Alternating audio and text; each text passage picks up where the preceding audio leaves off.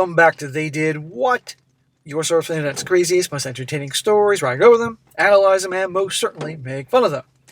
Today I got your story titled, I, a 34-year-old male, goes to my fiancée, a 33-year-old female, after she asked for a temporary open relationship before our wedding, and then she cheated when I said no. And a shout out to Jared for sending this story. And guys, like the title said, this is about a guy who handles things like a boss. Upon finding out that his girl, who he's known throughout his whole life, and you're going to find out more about that, wanted the open relationship. And wait till you see later on in the story what she does for a living. It ain't going to surprise you at all. And I'll be going to make the point, guys, that your girl brings this up, end it with her. Okay? And luckily, they were just engaged, not actually married, because when you're married, it complicates things more with a divorce. But if you're in a relationship with her, or she's your fiance, walk. Because guess what? You're never going to be enough for her, and that is just how it is, you know? They want to be with you to be their stable guy, the guy who provides, raise the kids, and have their fun on this side. This is an unfortunate reality that happens more than we want to admit. So it starts off, says here, I have rewritten this a few times in an attempt to shorten, but our history goes back since we were kids. I'm looking for some advice as to what to do when I get home in 2 days. I'm changing all names, obviously. I'm very sorry for the length of this monster. Jen and I have been friends since we were kids. Our parents were lifelong friends. We grew up together and started dating in our teens. It was like it was almost expected by our families. They had more plans for us than we did. I don't know, maybe you were secretly betrothed. When I was going for my master's degree, I had to move to another city, and Jen remained in our hometown working on her nursing degree. That says a lot, and it's going to come back later on. After a year long-distance relationship, we decided to remain friends and not have the pressure of our relationship control us. Very smart. We both remained best friends, and we both dated other people. It was weird because we both always knew this was temporary, and we would end up back together at some point. Well, I graduated and stayed in the city, and I got my master's in and started working in my field. I waited for a transfer back to my hometown, and when I got it, I was very happy.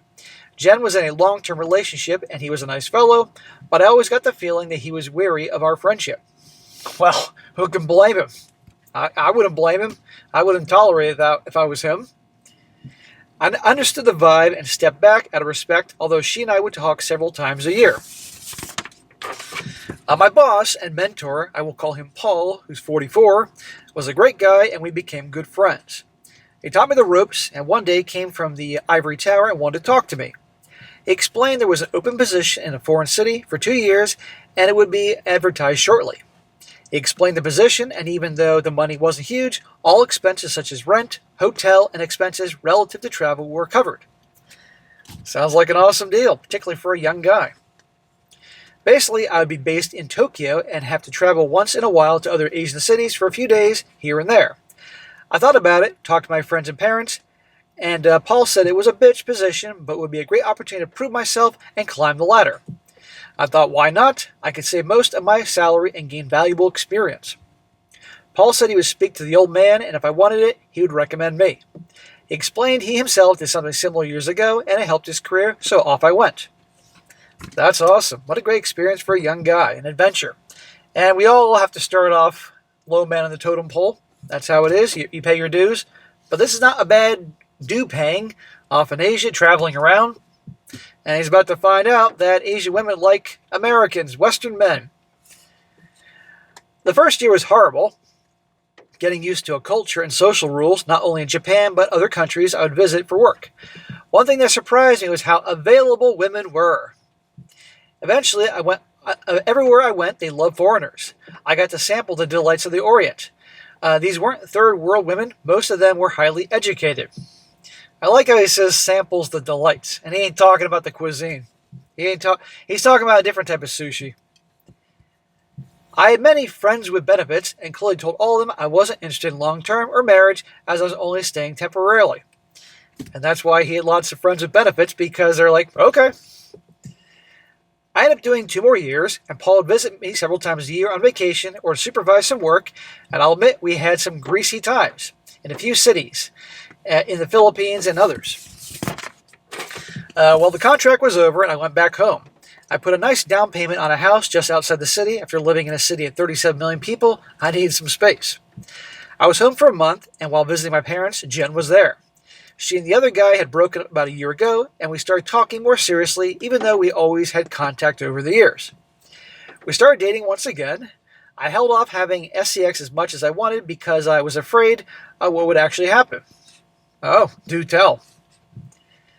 I developed an addiction of having various partners while I was in Asia, and was trying to control that desire before Jen and I got serious. I mean, everyone, including Jen, knew I dated, but on social media, there'd be infrequent photos of me and different women. My mother called me a whore master a few times, and well, to be truthful, it kind of stung. Well, if he's posting on social media, him having a great time and adventure in Asia, and there's lots of pictures of him with different women, even though women will complain and they say they hate guys like that, in reality, to them, that shows this is a guy who's a catch. And if these Asian women were damn good looking, which I'm sure a lot of them were, that just to them, I got a prize. It doesn't work the same way with men. Now this is where things start to fall apart. Jen and I slept together, and for lack of a better word, she was very surprised. She said I was different and was never like that before. She meant it like I'd gained a lot of experience, to put it nicely. She asked me some questions, and I admit I did trickle truth her. I didn't tell her the exact number because even if it was divided by 3, it was scary. Smack! Well, you can't go wanting women to be honest with you if you're not going to do it yourself, so he should have been honest with her. I had no doubt that I was and could be faithful to her. The seed I inadvertently put in her mind that night would create some serious issues later. Now, of course, our families were thrilled that we were back together. It was always supposed to be that way. We were doing great, and after speaking to her parents, I proposed. Smack! I know you've known her your whole life and all, but still, way too soon.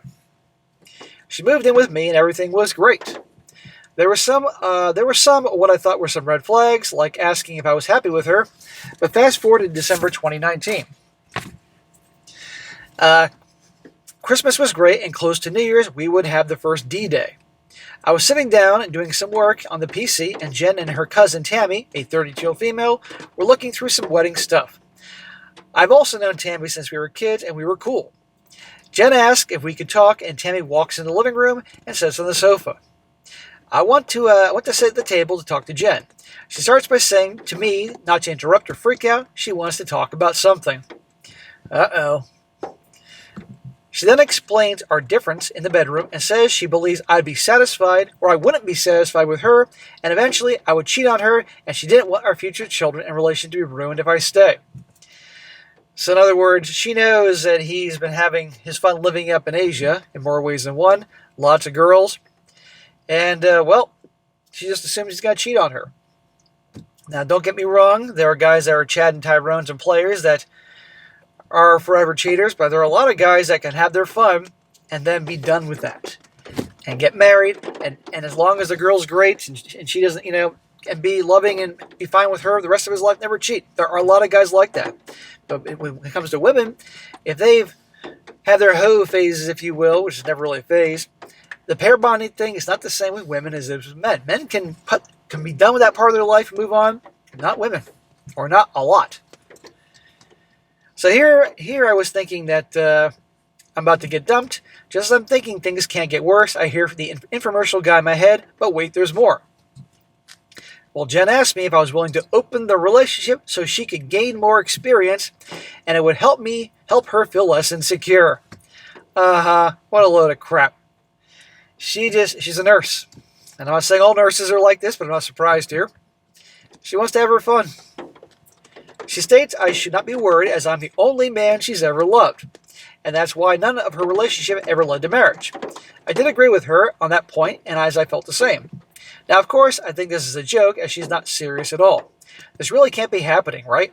Since this was a year and a half ago, I'll try my best to recall the main points. I'm going to stop right there and make a point myself. They were apart all this time. And they finally get back together, and barely any time in, and now she's asking to open the relationship because she wants her stable guy, this guy, and to have fun too. No thanks. This guy was ready to settle. She says she'll only be with random people and never with someone we know or work with. It won't happen with the same person twice, and no emotional connection. I was like, what the fuck? When I realized she wasn't joking, I lost my breath. I didn't think it was possible for her heart to skip a beat and jump to the center of my throat. I'm not an angry or violent person, but I am now yelling. I'm starting to understand why Tammy stuck around so close by. I yelled, Tammy, did you put her up to this? Tammy says she is just there to support Jen. Wow, thanks so much. Of course her friend knows about it. And by the way, anybody named Tammy, you have to watch out for. Tammy usually, well, I'm just going to say it, is usually typically a white trash name, or trailer trash, or whatever you want to call it. I never met anybody named Tammy that didn't, kind of like the name Crystal, or any girl with the name Lynn attached to that. I know it sounds like the movie Ted, but the movie Ted was dead on about any girl that has her name Lynn afterwards. So, she's bringing up the open relationship. Guess what? She's probably cheating already, or certainly has somebody or somebodies in mind. So then Jen says to me that I'm free to do as I wish under the same rules. And I said no. I'm so pissed off at this point, and even writing this, now I'm raging. I then said I don't want one-night stands, I just want one person. She says who? So I looked at Tammy, and not in the eyes, and said, I want to fuck Tammy. Now I get the rise out of Jen, and Tammy wasn't expecting that, and she's a bit red in the face and now uncomfortable. Jen says no, she's family, and someone we both know, and it's gross for me to even suggest it. Let's be honest here, there isn't a guy watching this at some point had a girlfriend who you would love to fuck her best friend. But that means we're going to do it. I'm now totally in bizarro world. Where the hell did this come from? We argued back and forth for a bit, and I told her if she does this, the relationship is over. Well, the relationship is over anyway. I'm totally against this, and I love her, and we can work through everything together. But not this. I stormed off, grabbed my pillow, and went to the guest room. I could hear them downstairs for a bit, but couldn't hear what they were saying. It would have been a hilarious joke if it didn't last for an hour of the conversation. Well, I didn't sleep that night at all, and I was a bag of shit at work the next day. Jen started 2 weeks of a night shift that day, so at least we wouldn't be home together for that time, and we could be both cool off and revisit this later. Dude, it's over. It's not going to work. Dinner would be in the fridge for me every day, and an I love you note from her. She would text frequently, but I kept my answers short. Well, here's the thing. Is the relationship open now? That's what I'm wondering. I mean, I'm sure the relationship has been open with Jen for a while now. For all you know, Jen and Tammy are hooking up. Wouldn't that be an interesting twist? Thursday night of the week is her night off, so I go to the PC to work over some files, and I notice an email notification on her account, and it's a hotel reservation for a good hotel that's close to my office. I know it well, and I go often with coworkers. I'm thinking she's supposed to be working, but maybe she wants to apologize and take me out for a night. Nope, that's not what's going on here. The hotel's for something else. Well, the next morning, I'm waiting for her text to call her to invite me to the hotel, only asking me how my day was. Then she says she's so happy she only has to work one more night of the night shift. How does she have one more night in a hotel reservation? I was sick, stressing my office, and started looking through some dating sites, especially profiles with no pictures. I can't find anything. Paul pops in and asks me if I want to go to lunch and sees I'm in a mess. He asks what is up, and I tell him. Paul is hard MGTOW, but has always supported my relationship with Jen. MGTOW, huh? Well, this guy's about to get a speech. And I think our guy here himself is about to become MGTOW, or at least seriously R-pilled. Well, he suggests we go to lunch at such and such hotel restaurant, and I scream, no, not that place. He didn't know that part. We actually go for lunch, and I'm sick to my stomach and cannot eat. I don't even want to drink. He says I can't work like this, and I can't take as much leave. I can't work like this, and I can take as much leave as I want. Paid and unpaid if needed. I told him I can't be there at my house anymore. I can't see her, and a part of me wants to believe it isn't true. Bro, it is true. I rush home and put as much of my shit in my car as possible and go back to the office. Paul says, let's go stake out the hotel and wait for her to check in. I mean, I'm no PR detective. I am more like Inspector Clouseau. I was really resisting this, but I really had to know. Dude, you gotta know. So we get to the lounge bar, and I start pounding them back and waiting, still hoping this isn't real. Around 6:30 p.m., Paul taps me on the shoulder, and there she is at the front desk and not in uniform. Well, she still hasn't invited him yet, so what do you think is going to happen? Well, I want to strangle her, scream, spit, cry, I don't know. We wait for 10 minutes after she gets in the elevator, and Paul and I walk to the front desk. I ask the reception to put me through to Jen in her room, and it rings.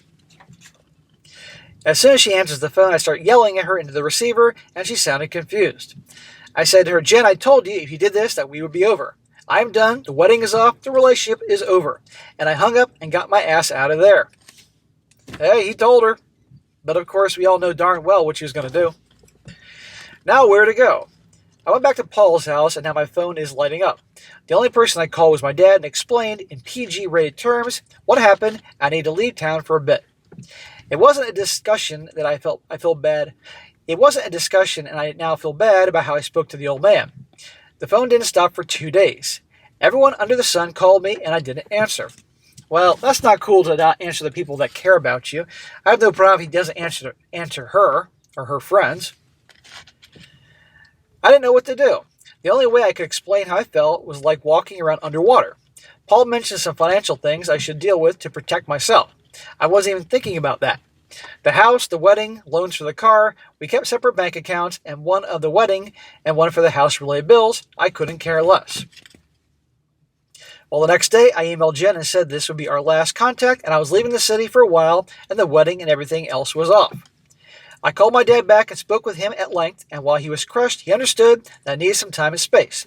He said he hopes we can work it out. No, Dad, it's not going to work out. Well, 10 days later, I boarded a plane and traveled to Bali. I never answered any of her or anybody else's messages or emails.